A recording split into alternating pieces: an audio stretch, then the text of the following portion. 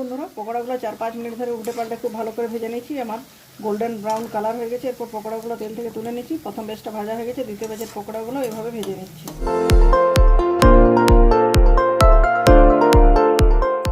নমস্কার বন্ধুরা, আমার চ্যানেলে আপনাদের সবাইকে স্বাগত। আজ 2023-এর শেষ দিন। আজ সকলের মন ভারাক্রান্ত, কিন্তু কালের নিয়মে পুরনকে বিদায় জানিয়ে নতুনকে স্বাগত জানাতে হয়। আজকে আমার শেষ দিনে শেষ পর্বে একটা রেসিপি শেয়ার করছি, স্ন্যাক্সের রেসিপি। আমি বানাবো বাঁধাকপির পকোড়া। তো বন্ধুরা, এটা খুব সহজ রেসিপি। ঘরে থাকা কয়েকটি উপকরণ দিয়ে খুব সহজে মুচমুচে বাঁধাকপির পকোড়া বানানো যায়। কীভাবে পকোড়াটা বানাচ্ছি প্রথম থেকে শেষ পর্যন্ত আপনারা ধৈর্য ধরে ভিডিওটি দেখুন। ভালো লাগলে লাইক শেয়ার করবেন, পরিচিত বন্ধুদের মধ্যে যতটা সম্ভব শেয়ার করুন। চ্যানেলটি যদি এখনও সাবস্ক্রাইব করে না থাকেন, অবশ্যই চ্যানেলটি সাবস্ক্রাইব করে পাশে থাকা বেল বাটনটি অন করে দেন নতুন নতুন ইন্টারেস্টিং ভিডিওর আপডেট পাওয়ার জন্য। বন্ধুরা, আর দেরি না করে রেসিপিটি শুরু করা যাক। পকোড়া বানানোর জন্য এখানে আমি একটা বাঁধাকপি অর্ধেকটা নিয়ে কেটে নিয়েছি। এখানে 250 গ্রামের মতো বাঁধাকপি আছে। দেখুন, বাঁধাকপিটা কাটার সময় খুব ছোটো কাটলে হবে না, লম্বা লম্বা এরকম ঝুড়ি ঝুড়ি করে কেটে নিয়েছি। একটা বড় পাত্রে নিয়েছি, এই পাত্রে কেটে রাখা বাঁধাকপিটা নিয়ে নিচ্ছি। আর নিচে একটা বড় সাইজের পেঁয়াজ, পেঁয়াজটা খুব এরকম কুচি কুচি করে কেটে নিয়েছি। পেঁয়াজ আর বাঁধাকপিটা হাত দিয়ে একটু ভালোভাবে মেখে নিচ্ছি, তাহলে বাঁধাকপি এবং পেঁয়াজ দুটো যে একসাথে মিশে আছে একটু ছেড়ে ছেড়ে যাবে এবং প্রত্যেকটা পার্ট আলাদা হয়ে যাবে। দেখুন, পেঁয়াজ একসাথে আছে, প্রত্যেক লেয়ারকে আলাদা করে নিচ্ছে। হাত দিয়ে আলাদা করার দরকার নেই, এবার মাখতে মাখতে আলাদা হয়ে যাবে। দেখুন, হাত দিয়ে খুব ভালোভাবে মেখে নিচ্ছি। মাখার পরে বাঁধাকপির ঝুড়ি এবং পেঁয়াজগুলো একটু আলাদা হয়ে গেছে। বাঁধাকপির পকোড়া যখনই বানাবে এরকম লম্বা লম্বা ঝুড়ি করে বাঁধাকপি কাটবেন, ছোটো ছোটো কুচি করে কাটলে কখনো পকোড়া পারফেক্ট হবে না। এরপর একে একে বাকি উপকরণগুলো অ্যাড করছি। এখানে প্রথমে দিয়ে দিচ্ছি কেটে রাখা ধনে পাতা, কুচনো কাঁচা লঙ্কা। আমি 4টে কাঁচা লঙ্কা নিচ্ছি। এটা পরিমাণ আপনি যেমন খেতে পছন্দ করেন সেই অনুযায়ী দেবেন। আর দিচ্ছি চিলি ফ্লেক্স, দুটো শুকনো লঙ্কা দিয়ে চিলি ফ্লেক্স আমি বাড়িতেই বানিয়ে নিয়েছি। যদি না থাকে লাল লঙ্কার গুঁড়ো ব্যবহার করতে পারেন। দিচ্ছি 1 চামচ হলুদ গুঁড়ো, লবণ দিচ্ছি পরিমাণ মতো, 1 চামচ দিচ্ছি এটা ভাজা মশলা। এটা গোটা জিরে, শুকনো লঙ্কা, গোলমরিচ সব একসাথে ভেজে গুঁড়ো করে নিচ্ছি। এবার সবটা খুব ভালোভাবে মেখে নিচ্ছি আর একবার হাত দিয়ে। খুব ভালোভাবে মাখা হয়ে গেছে। এরপর এখানে অ্যাড করছি 1 চামচ জোয়ান দিলে পকোড়াটা খুব ভালো স্বাদের হয়। আর দিচ্ছি 1 চামচ গোটা জিরে। এরপর এখানে আমি অ্যাড করবো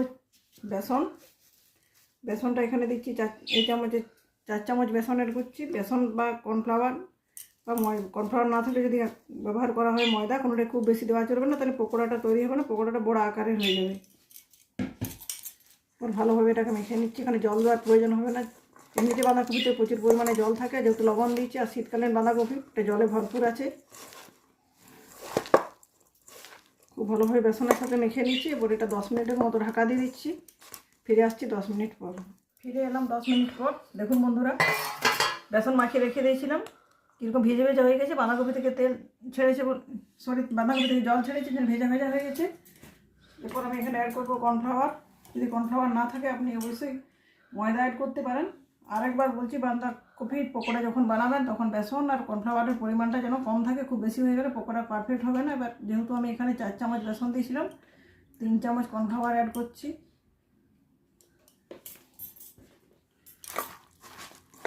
তারপর আরেকবার খুব ভালোভাবে এটাকে মেখে নিচ্ছি। এরপর সামান্য একটু খাবার সোডা অ্যাড করছি। খাবার সোডা মাখানোর পর মিশ্রণটা খুব বেশিক্ষণ রাখা যাবে না, তাহলে মিশ্রণ থেকে জল কেটে গেলে পারফেক্ট পকোড়া তৈরি হবে না। সে কারণে আমি আগে থেকে তেলটা বসিয়ে দিয়েছি। তেলটা গরম হয়ে গেছে অলরেডি।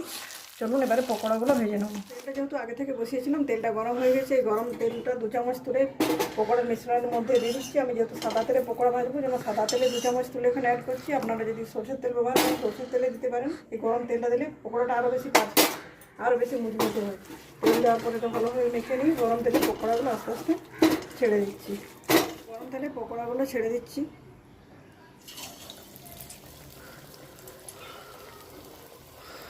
আমি সাইজটা আমার পছন্দ মতো করেছি, ছোটো ছোটো। আপনি চাইলে ছোটো বড়ো যেমন নিজের পছন্দ অনুযায়ী করতে পারেন। তারপর এগুলো গরম তেলে 4-5 মিনিট ধরে উল্টে পাল্টে পকোড়াগুলো খুব ভালো করে ভেজে নিচ্ছি।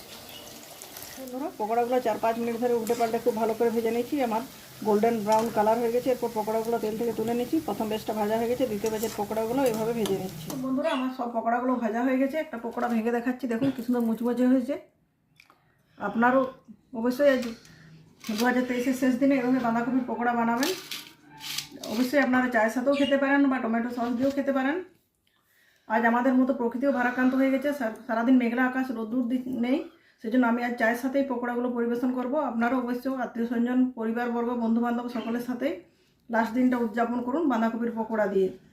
চলুন চাটা বানিয়ে নিয়ে ফিরে আসছি। সাথে আমি বাঁধাকপির পকোড়াগুলো সার্ভ করে নিয়েছি। আপনারাও এভাবে বাঁধাকপির পকোড়া চায়ের সাথে খান। সমস্ত দুঃখকে বুকে চেপে রেখে আনন্দের সাথে 2023কে বিদায় জানান। আমাদের মতো প্রকৃতিও বলছে যেতে নাহি দেবো, কিন্তু তবু যেতে দিতে হয়।